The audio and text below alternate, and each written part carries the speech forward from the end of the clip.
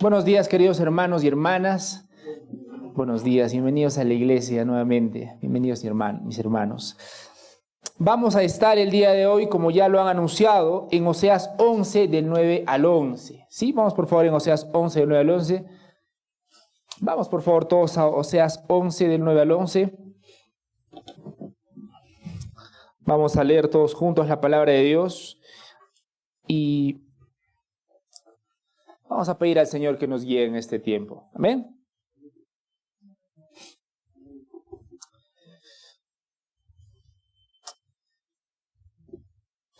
Mis hermanos, vamos a pedir al Señor que nos guíe en este tiempo, ¿sí? Porque es su palabra. Nuevamente, mis hermanos, es su gloriosa palabra. Podríamos estar en cualquier otro sitio, podríamos estar en cualquier otro país, en cualquier otra circunstancia, pero Él ha permitido que estemos acá.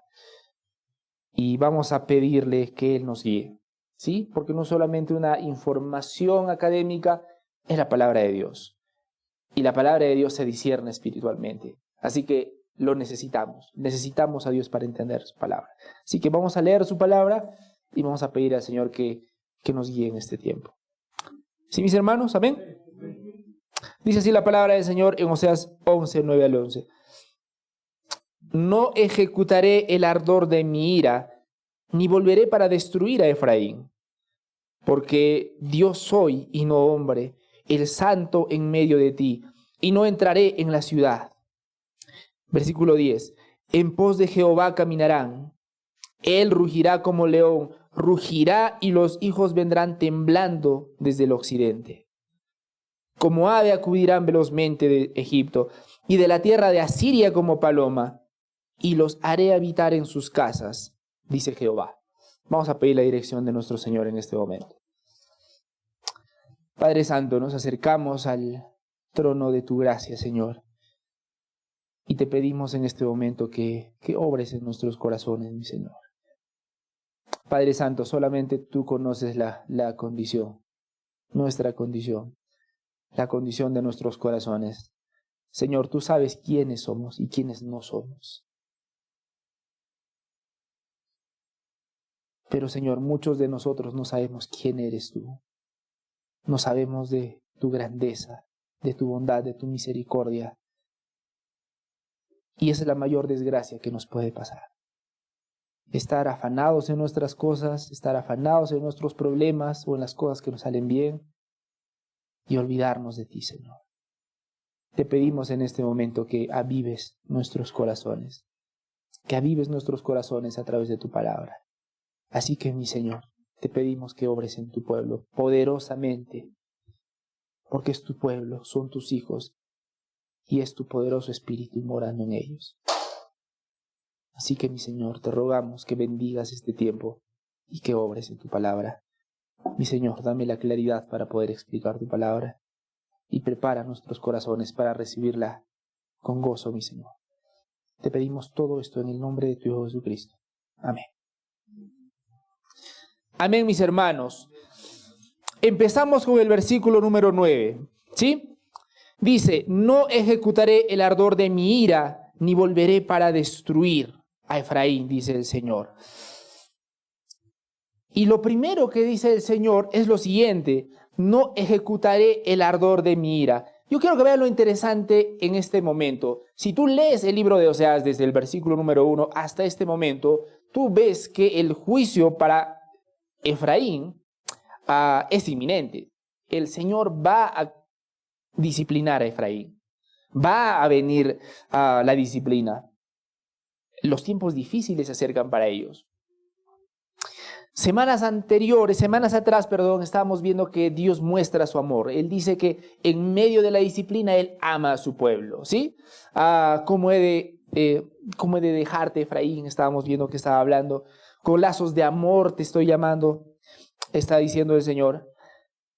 Y en este momento el Señor dice, no ejecutaré el ardor de mi ira, ni volveré para destruir a Efraín. Y la primera pregunta para esta mañana es, ¿por qué el Señor contiene su ira? Lo interesante de acá es que dice, no ejecutaré el ardor de mi ira. ¿Cuántos de nosotros, mis hermanos, hemos estado furiosos en algún momento, airados, furiosos. Normalmente, cuando estamos furiosos, nuestra ira nos consume. No sé si les ha pasado, mis hermanos. Es decir, nosotros ya no somos personas que tienen ira, la ira nos tiene, ¿no? Y es un problema porque sale lo peor de nosotros. Herimos a los demás y todas esas cosas. Sin embargo, Dios dice, no ejecutaré el ardor de mi ira. ¿Por qué? La Biblia dice, hermanos, que el Señor está airado. Y a veces olvidamos eso. El Señor está airado y con alguien en particular. La palabra del Señor dice que está airado contra el pecador todos los días, dice la Escritura. Pero lo esperanzador en este momento es que el Señor dice, no voy a ejecutar el ardor de mi ira, ni volveré a destruir a Efraín. Pero la pregunta es, ¿por qué? ¿Por qué estando furioso y razonablemente furioso, Él finalmente dice, no voy a ejecutar el ardor de mi ira? Y la explicación que da Dios en su palabra, leémoslo juntos por favor, ¿por qué dice? Porque soy Dios y no hombre. Esa es la gran diferencia. Él dice, yo soy Dios. Porque la compasión de Dios trasciende la naturaleza humana. Hermanos, cualquier ser humano, si hubiese tenido a alguien traidor a su lado, ya hubiese dicho basta hace tiempo. Cualquier persona hubiese dicho ya basta, hasta aquí, adiós. Pero la paciencia y misericordia de Dios es distinta. Él nos tiene paciencia, Él nos tiene misericordia. Y quiero aprovechar el leer el Salmo 103 del 8 al 10. Dice así la palabra del Señor. Y es precioso este salmo. Sobre todo nos recuerda quién es nuestro Dios, a comparación de quiénes somos nosotros. Salmo 103, 8 al 10 dice, misericordioso y clemente es Jehová, lento para la ira y grande en misericordia. No contenderá para siempre, ni para siempre guardará el enojo. No ha hecho con nosotros conforme a nuestras iniquidades, ni nos ha pagado conforme a nuestros pecados. Ese es nuestro Dios, mis hermanos. Entonces, las Escrituras el día de hoy nos inician mostrándonos a un Dios paciente, a un Dios misericordioso, a un Dios que dice, estoy airado, pero yo no voy a ejecutar el ardor de mi ira. ¿Sí? Otra cosa que dice la palabra del Señor aquí en el versículo 9 es que no entraré en la ciudad, ¿verdad? Tampoco entraré en la ciudad. Ahora, cuando tú lees la Biblia y escuchas ese término, entrar a la ciudad, se trata en realidad de una entrada devastadora. Es decir, normalmente cuando tú lees la palabra de Dios y ves que Dios va a entrar a la ciudad, da a entender que va a entrar de una manera devastadora. Por ejemplo, cuando Dios entra a Sodoma en Génesis 19, la destruye, la destroza. O cuando entra en Jerusalén con juicio por medio de Babilonia. Eso está en Ezequiel 10:11. Entonces, esta palabrita, este término, cuando Dios dice entrar en la ciudad, normalmente hace referencia a que va a entrar a arrasar esa ciudad. Y es por eso que acá cuando dice no voy a entrar a la ciudad, está queriendo decir que Él no va a ejecutar su ira, no los va a arrasar. ¿Sí? Eso es lo que está diciendo. Sin embargo, hay un gran pero acá. Yo quiero que vean esto. El Señor está diciendo, yo no voy a entrar a la ciudad.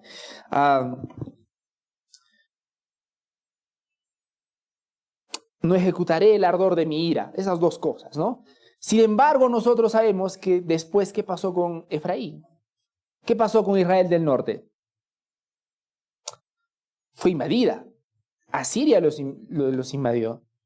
Y fue una invasión terrible.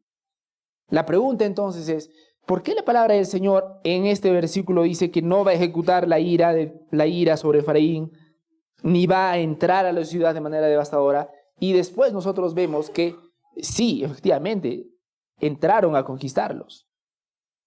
¿Se está contradiciendo la palabra de Dios? ¿No cumplió el Señor su promesa aquí?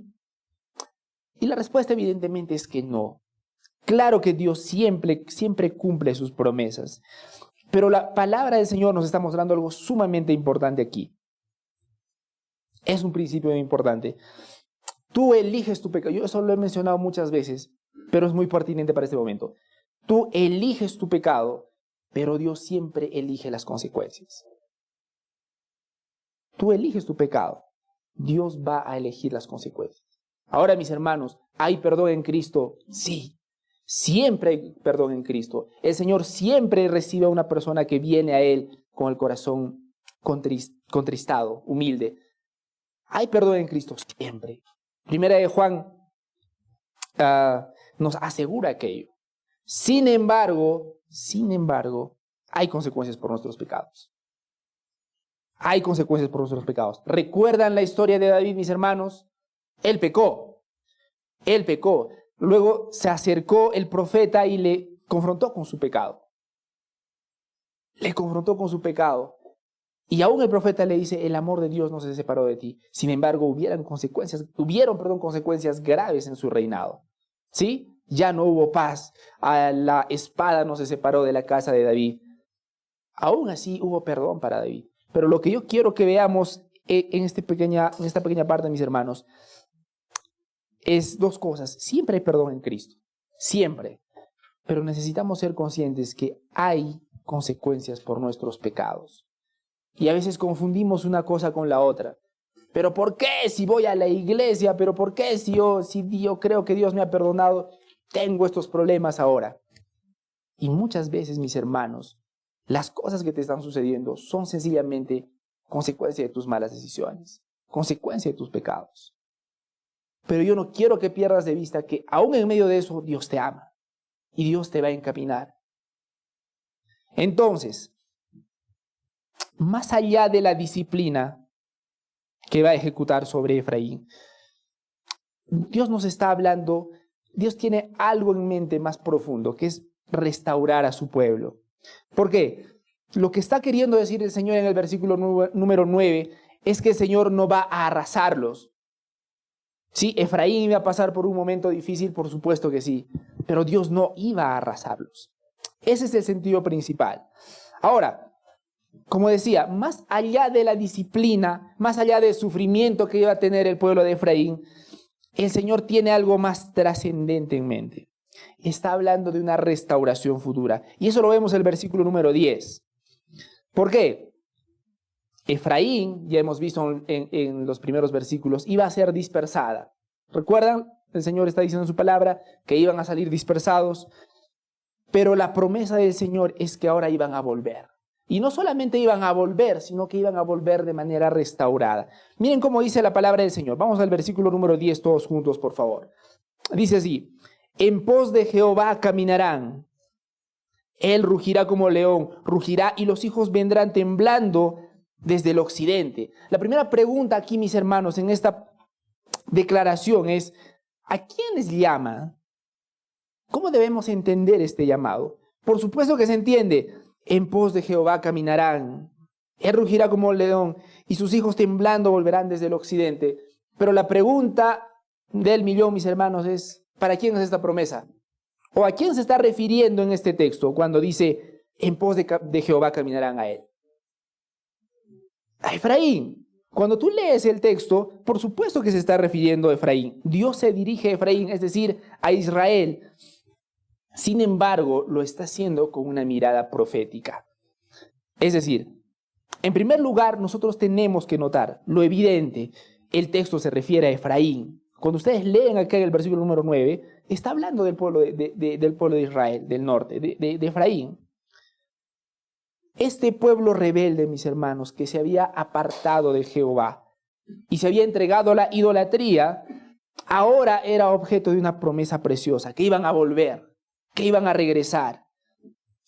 Dios dice que ellos iban a caminar en pos de Jehová y que iban a volver desde sus tierras de exilio. Y no solamente que ellos iban a volver del exilio, dice que Dios los hará habitar en sus casas. Ahora, yo quiero que presten especial atención en esta parte. Dios está hablando en este momento directamente de Efraín, por supuesto que sí. Sin embargo, esta promesa de restauración, bajo esta promesa de restauración, el Señor nos quiere hacer ver algo muchísimo más profundo.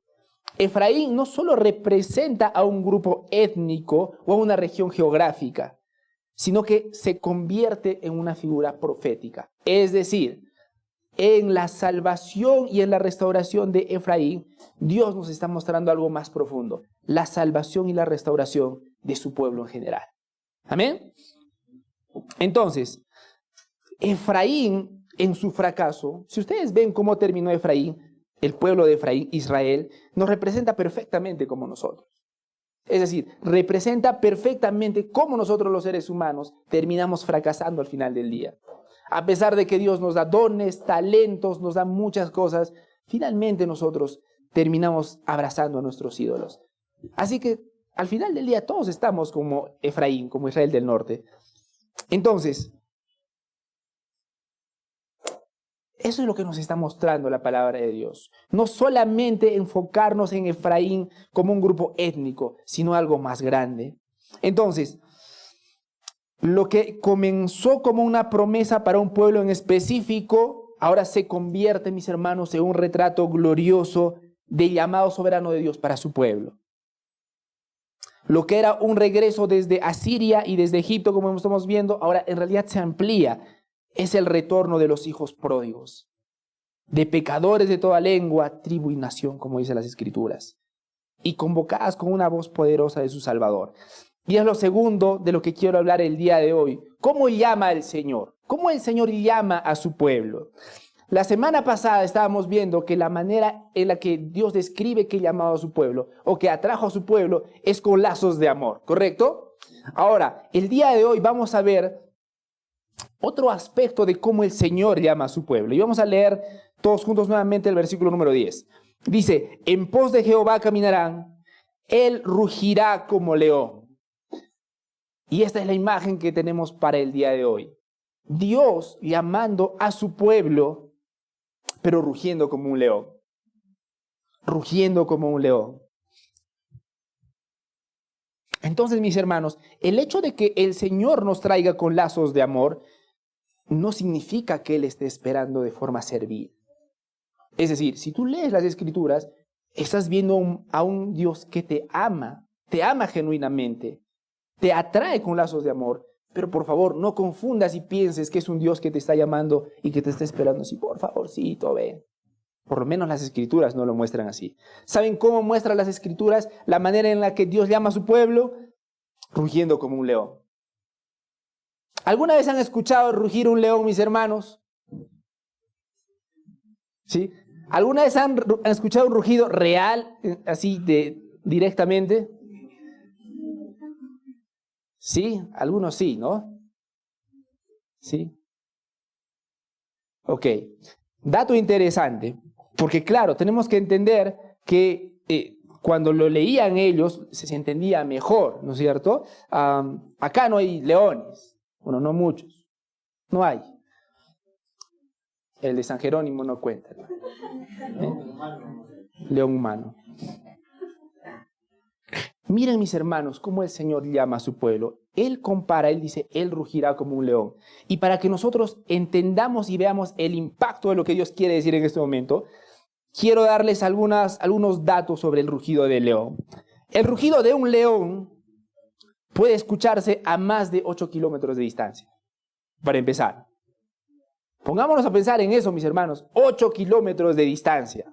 Así de poderoso es el rugido del león. Otra cosa interesante, mis hermanos, es que cuando un león ruge, pasa algo sumamente interesante. La forma en la que están dispuestas sus cuerdas vocales hace, y la frecuencia de su voz y todo aquello, hace que cuando él ruge, la tierra tiembla. La tierra tiembla. Y lo peor de todo es que su rugido, al chocar con los cuerpos de los animales, hacen que los cuerpos mismos vibren. Imagínense la potencia de estar ante el rugido de un león. Es poderosa la imagen, ¿no? Y es la forma en la que la Biblia dice que el Señor llama a su pueblo. Como un león que ruge. ¿Notan la diferencia, mis hermanos? ¿Ven la gran diferencia de muchos de nosotros con la falsa idea de nosotros de que tenemos un Dios como que esperando, por favor, ven, ábreme la puerta de tu corazón? Ese no es el Dios de la Biblia. Mis hermanos, ese no es el Dios de la Biblia. Él nos ama profundamente, por supuesto que sí, pero no nos ama de una forma servil. Las Escrituras nos dicen que Él rugirá como león. Es la forma como Él llama a su pueblo. Él no está rogando al mundo que lo escuche. Lo voy a repetir, hermanos. Dios no está rogando al pueblo que lo escuche. Él está llamando con voz de soberano, como un león que ruge, tal cual. Como un león que ruge para convocar a sus crías dispersas. Esta es la imagen. Dios rugiendo como un león. Ahora sus enemigos temen y deberían temer, pero los suyos se van a acercar hacia Él. Esa es la gran diferencia. Como lo describe también el libro de Amós, ruge el león, ¿quién no temerá? Habla el Señor. ¿Quién no profetizará? Entonces, aquí, mis hermanos, en la palabra de Dios, el rugido representa la voz irresistible de Dios. Es un llamado que no puede ser ignorado. Ese es Dios. No puede ser ignorado por aquellos a quienes va dirigido. Y esto ilustra lo que nosotros conocemos como el llamado eficaz. Esa obra del Espíritu Santo que hace que sus elegidos sean despertados del pecado y traídos a la vida espiritual. Y dije la palabra elegidos porque es la palabra que la Biblia usa para su pueblo. Miren cómo dice el libro de Romanos 8:30. Y a los que predestinó, a ellos también llamó. Y a los que llamó, a estos también justificó. Y a los que justificó, a estos también glorificó. Ese llamado de Dios, ese llamado eficaz de Dios, mis hermanos. Este llamado, mis hermanos, no es genérico. No es simplemente una invitación. Es un acto de autoridad soberana. ¿Alguna vez les han invitado para pagar un ticket de una pollada, mis hermanos? ¿Sí? O peor aún, ¿alguna vez les ha tocado vender polladas, mis hermanos? ¿Sí? ¿Cómo ofrecen las polladas? Las polladas. Compra, bonita. La vieja confía, colabórame, ¿no es cierto? Hoy ya por mí, mañana por ti, ¿no? Muy bien, hermano. No es lo que tenemos frente a nuestros ojos, mis hermanos. Dios no nos está mandando una invitación de forma servil. Él no está llamando para que ya pues colabórame, ven a mi reino. No es ese Dios, por lo menos no es el de la Biblia. Es un acto de autoridad soberana. Como cuando Cristo clamó en Juan 11:43, Lázaro, ven fuera. ¿Cuál era el problema con Lázaro en esa oportunidad?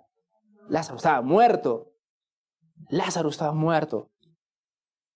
Y Jesucristo, Dios hecho carne, dijo nada más y nada menos, ven fuera.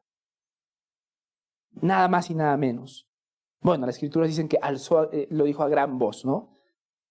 Y eso fue suficiente para que Lázaro resucitara. Hermanos, ese llamado produce siempre una respuesta. El rugido, hermanos, no solo convoca, transforma. El poder del llamado de Dios. Ese rugido que Él va a dar para su pueblo, no solamente es para convocarlo, es para transformar a su pueblo. Y su pueblo va a responder, sí o sí. ¿Recuerdan lo que dicen las Escrituras? Mis ovejas oyen mi voz. Yo las llamo, dicen las Escrituras. Ellas vienen y yo les doy vida eterna. Pero también, mis hermanos, en este versículo vemos la respuesta de sus hijos. Vamos a leer todos juntos, por favor. En pos de Jehová caminará, él rugirá como león, rugirá, dice la palabra del Señor. Pero ahora vamos a ver, mis hermanos, cómo es la otra parte. Y hemos visto cómo llama al Señor, con autoridad, porque es Dios. Pero ahora vamos a ver cómo responde su pueblo. Dice acá las Escrituras, estamos en el versículo número 10. Y los hijos vendrán. Pero ¿cómo vendrán, mis hermanos? Vendrán temblando. Vendrán temblando desde el occidente, dice la palabra del Señor. Y esa es la respuesta de sus hijos. Miren, mis hermanos, lo precioso que tenemos ante nuestros ojos. El Señor convocando a sus hijos y sus hijos yendo ante el Señor. Lo interesante es que dice que sus hijos van a acercarse temblando. ¿Cuántos de ustedes se han acercado a su padre temblando? ¿Cuántos? Soy el único, hermanos. Me miran. Ahí está. Ok. Amén. ¿Y por qué temblaban? Curiosidad. Si les están llamando sus papás. No sé, porque les esperaba, ¿no? Les esperaba. Ya sabían lo que venía. Si yo les contara cada anécdota que he escuchado, pero ese es punto aparte. La Escritura dice que ellos van a regresar temblando. Sin embargo, mis hermanos, nuevamente, el Señor nos muestra algo que no tiene cabida en nuestra lógica. Porque humanamente hablando, si nosotros vemos que vamos a regresar temblando con nuestros papás, es porque hemos hecho algo malo y nuestros papás nos van a castigar. Pero ¿sabes cómo es el temblor que produce Dios en sus hijos? Es un temor diferente. Permíteme mostrarte. El temblor que provoca Dios en sus hijos después de rugir es el temor del hijo pródigo, desgarrado por su culpa, que corre con el corazón palpitante hacia los brazos abiertos de su padre. ¿Qué diferencia? ¿Saben cómo es el temblor que Dios provoca en sus hijos? Es el temblor del pecador, que ha vivido lejos de Dios y que escucha una voz poderosa, llena de amor y firmeza, que le dice lo siguiente: con amor eterno te he amado, por eso te sigo mostrando mi misericordia. Como lo dice en Jeremías 3:13. Ese es el temblor que Dios provoca en sus hijos.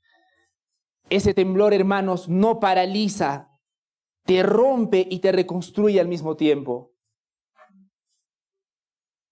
Es el temblor de quien se sabe amado por un Dios que, aunque podría rugir para destruir, ruge para salvar. Que aunque podría rugir para destruir, ruge para sanar. El temblor que experimentan los hijos de Dios no es un temor servil.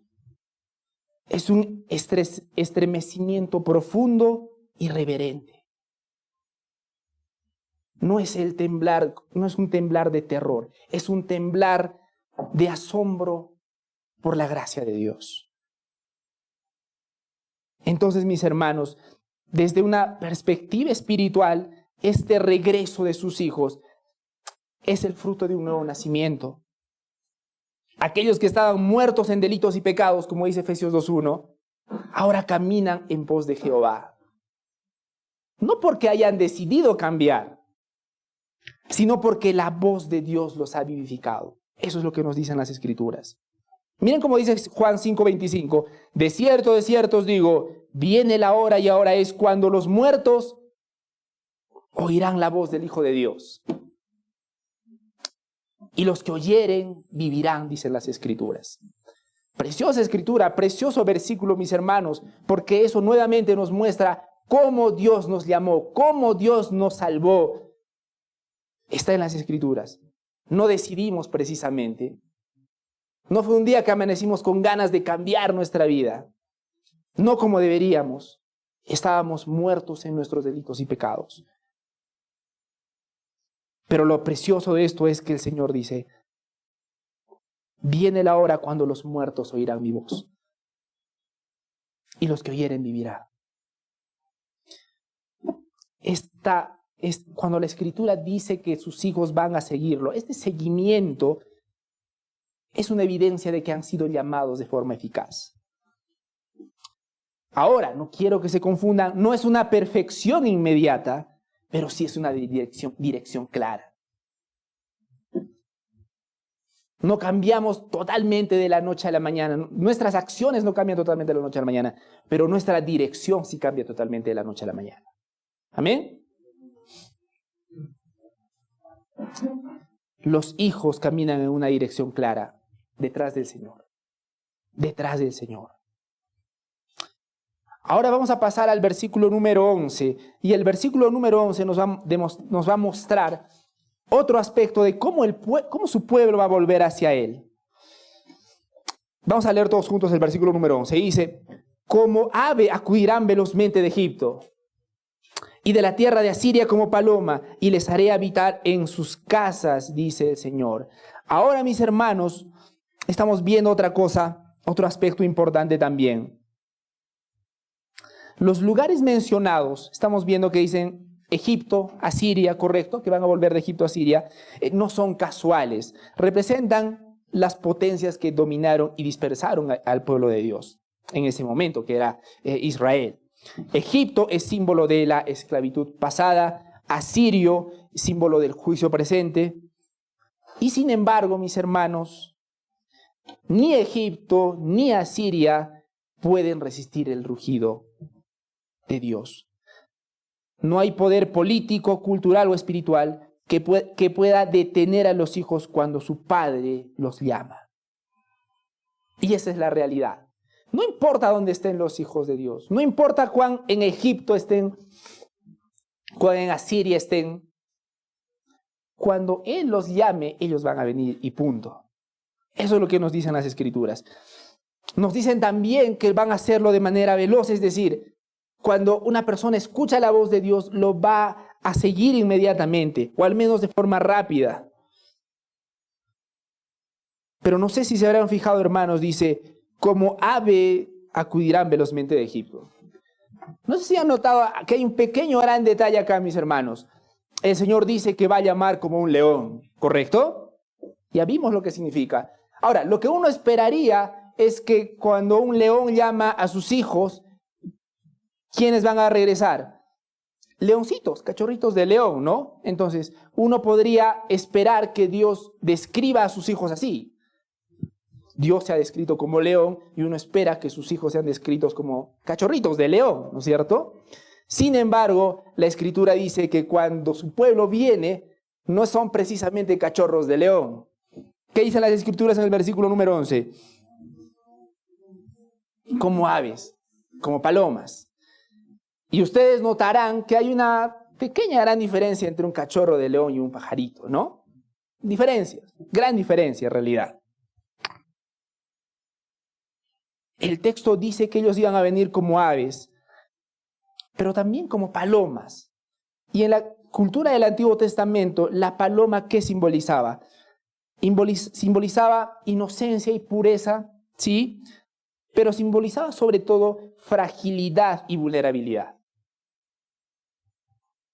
La paloma, hermanos, es un animal pequeño, frágil y básicamente indefenso. Y lo que nos está mostrando acá, mis hermanos, es que no volvemos a Dios como héroes. No volvemos como guerreros victoriosos, ni con la arrogancia de alguien que se siente autosuficiente. La historia habla sobre el gran Julio César, y una de las famosas frases de Julio César es: vine, vi y vencí. No sé si lo han escuchado, ¿no? Él era poderosísimo, ¿no? Al menos militarmente hablando. Iba, veía, atacaba y todo le iba genial. Y eso decía Julio César: vine, vi y vencí. Pero no es nuestro caso, mis hermanos. No es así como volvemos ante Dios.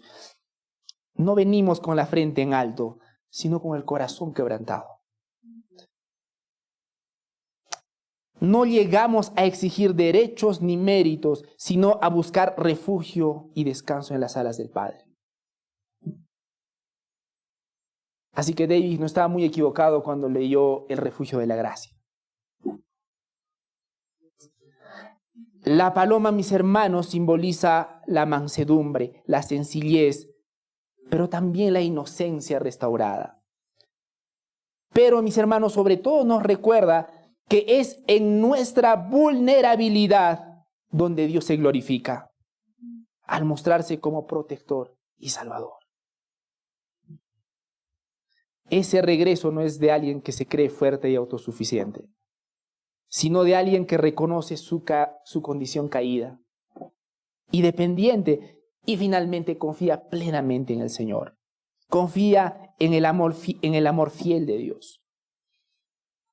Quiero decirte algo, mi hermano. Dios no espera héroes perfectos, sino hijos que vuelvan a casa con sinceridad, dejando atrás el orgullo, las luchas vacías y los intentos fallidos de salvarse por ellos mismos. Volvemos, mis hermanos, como palomas, porque así es como Dios desea recibirnos, con corazones humildes, dispuestos a ser restaurados y guiados por su mano poderosa. El último aspecto del día de hoy es que el Señor dice que va a hacerlos habitar en sus casas. Y es que el rugido, mis hermanos, no solamente es que convoca a su pueblo, la promesa es que va a llevarlos a casa. Versículo número 11, seguimos. El versículo 11 concluye diciendo, y los haré habitar en sus casas, dice el Señor. Entonces, después del llamado, mis hermanos, viene el retorno y después del retorno viene el descanso. Noten, mis hermanos, en vuestras Biblias, noten lo que no dice, nuestra mirada en nuestras Biblias, por favor. Dice, yo los haré habitar en sus casas, dice el Señor. Noten que no dice, habitarán en sus casas. Dice, yo los haré habitar en sus casas. Gran diferencia. Es Dios quien da el reposo, mis hermanos. Es Dios quien da el reposo. Es Dios quien restaura la comunión rota. Es Dios quien nos establece en el hogar. Este pasaje nos muestra algo que apunta directamente al Evangelio. ¿Por qué? En Jesús, Dios no solo nos perdona, mis hermanos, nos da un hogar. Y a veces lo olvidamos. Nos da una familia, una herencia eterna. Miren cómo dice Pedro, en 1 de Pedro 2:10 dice, antes ustedes no eran un pueblo, pero ahora son pueblo de Dios. Y también podría leerles Juan 14:2, y Jesús dijo, en la casa de mi Padre muchos hogares hay, voy a preparar un lugar para ustedes, dice el Señor. Entonces, cuando la Escritura acá nos habla de un hogar, es muchísimo más que un lugar físico. Volver al hogar, mis hermanos, significa el descanso en su presencia, en la presencia de Dios. Volver al hogar es una vida restaurada. Volver al hogar es una relación completa con Dios. Volver al hogar es tener una nueva identidad en Cristo. Cuando Dios ruge, mis hermanos, no es para asustarnos, sino para llamarnos de regreso, para reunirnos, sanarnos y darnos verdadera seguridad. Y eso confirma lo que hemos leído al inicio. Dios no es un ser humano como nosotros. Aun cuando nosotros seamos padres, y los que hablo somos, Dios no es como nosotros. Él no espera a los hijos como para castigarlos y desfogarse a veces. Él los llama para restaurarlos, curarlos y sanarlos. Eso es lo glorioso de nuestro Señor. Claro, este versículo, aunque va dirigido a Efraín, evidentemente, encuentra su cumplimiento pleno donde, en el Evangelio de Jesucristo.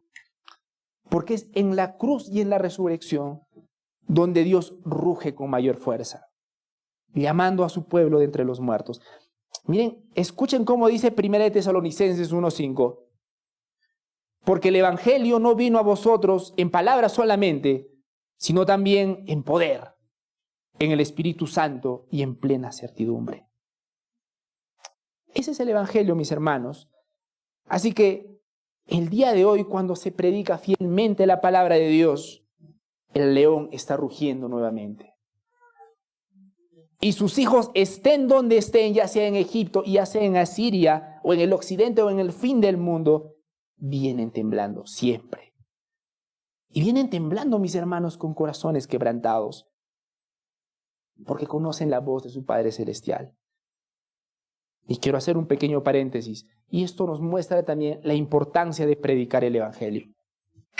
¿Por qué, mis hermanos? Cuando predicamos el Evangelio, no estamos tratando de persuadir con técnicas humanas. De hecho, el día de hoy tenemos evangelismo, ¿amén? Cuando estamos predicando el Evangelio, mis hermanos, no estamos tratando de persuadir a las personas con técnicas humanas, como les iba diciendo. Tampoco estamos procurando impresionar a alguien con nuestra elocuencia. Hermanos, no somos motivadores ni somos vendedores. Somos portavoces de un rugido que no viene de nosotros. Somos portavoces del león.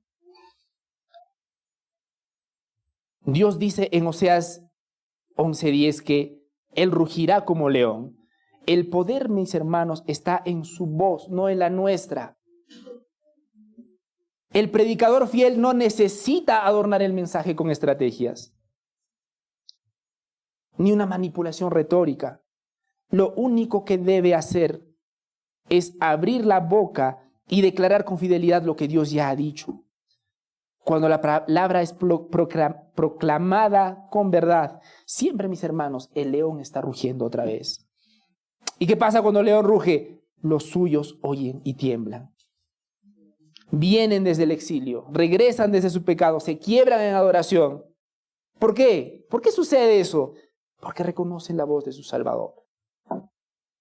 Como dice Romanos 1:10, porque no me avergüenzo del Evangelio, porque es el poder de Dios para salvación. Noten, mis hermanos, que el apóstol Pablo aquí en Romanos 1:6 no dice, el Evangelio contiene poder. Dice, el Evangelio es poder. El Evangelio es poder, no el predicador, no el tono, no la presentación. Es la palabra de Dios, viva, eficaz para llamar a sus hijos. Por eso, mis hermanos, no predicamos con arrogancia, pero tampoco predicamos con temor. Porque no dependemos de nuestra habilidad, sino dependemos de la fidelidad del mensaje. Dios no nos ha llamado a convencer, nos ha llamado a proclamar. Y a veces lo olvidamos. No estamos llamados a convencer, sí estamos llamados a proclamar, siempre. El Señor no nos ha mandado a rugir como leones, nos ha mandado a hablar su palabra, a hablar la palabra del león. ¿Todo esto para qué? ¿Para qué lo menciono? Predica el Evangelio. Habla, comparte, testifica, a tiempo y fuera de tiempo, mi hermano. El rugido es de Él. Pero la boca que debe abrirse es la tuya. Y a veces también lo olvidamos. Algunas preguntas para reflexionar sobre esto. ¿Estoy escuchando el rugido de Dios hoy? En otras palabras, ¿estoy siendo sensible a la voz de Dios que me llama al arrepentimiento, a la obediencia y a volver a Él? Otra pregunta, ¿qué cosas en mi vida me están reteniendo en Egipto o en Asiria, donde quieran? Es decir, ¿qué áreas de esclavitud espiritual, como comodidad mundana o rebeldía, necesito dejar para regresar a Dios? ¿Qué te detiene para regresar a tu Señor? Otra pregunta, ¿respondo al llamado de Dios con temor reverente o con indiferencia? En otras palabras, ¿tiembla mi corazón ante su majestad y autoridad o me he vuelto insensible a su palabra? Y es algo que tenemos que evaluar cada uno de nosotros, mis hermanos. Y es una pregunta que yo no puedo responder por ustedes, pero ustedes la necesitan responder con urgencia. ¿Cómo estás respondiendo al llamado de Dios? ¿Anhelo de verdad habitar en la casa con Dios? ¿En serio? ¿Realmente?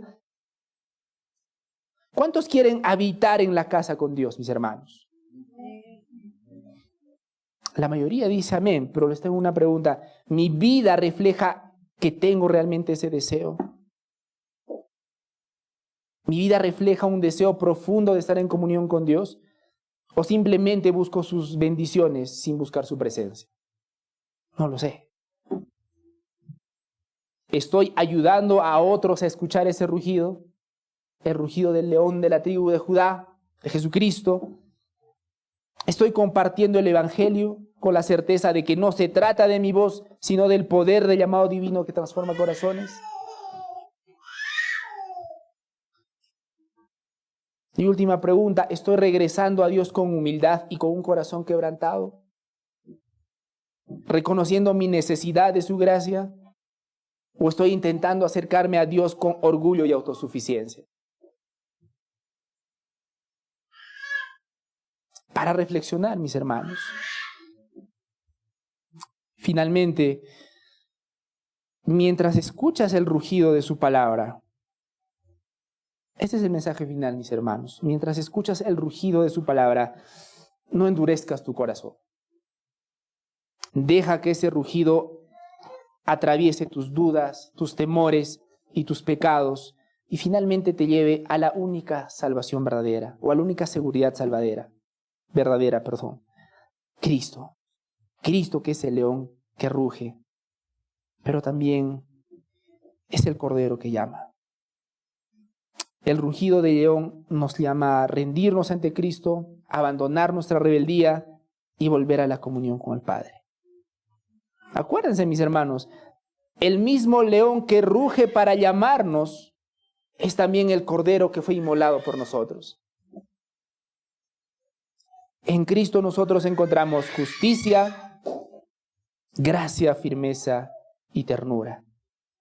Así que te animo a que te pongas a cuentas con Dios, porque cuando llegue el día, mis hermanos, cuando llegue el día, ninguno de nosotros podrá decir, yo no sabía. Al final del día tendremos que reconocer y diremos, yo no quería. Vamos a orar, mis hermanos. Padre Santo, te agradecemos por este tiempo, Señor. Te agradecemos por tu palabra, te agradecemos por todas las cosas, Señor, que permites en nuestras vidas, Padre Santo. Mi Señor, ayúdanos a recordar que tú eres el león, tu voz es poderosa. Y a veces, Señor, nosotros somos tercos y queremos hacer las cosas a nuestra manera. Te pedimos perdón, Señor. Ayúdanos a recordar que tú ruges como un león. Ayúdanos a recordar tu majestad. Que nos amas, pero al mismo tiempo eres Dios. Santo, santo, santo. Perdónanos, Señor, por cada vez que nosotros diluimos quién tú eres. Perdónanos, Señor, porque solemos amarnos más que a ti. Y eso sencillamente es porque no te conocemos. No te conocemos como debiéramos, Señor. Ayúdanos, Padre Santo, a recordar quién eres y ayúdanos a recordar que tu evangelio es poder de Dios para salvación. Te agradecemos nuevamente y te bendecimos. En el nombre de Dios Jesucristo. Amén.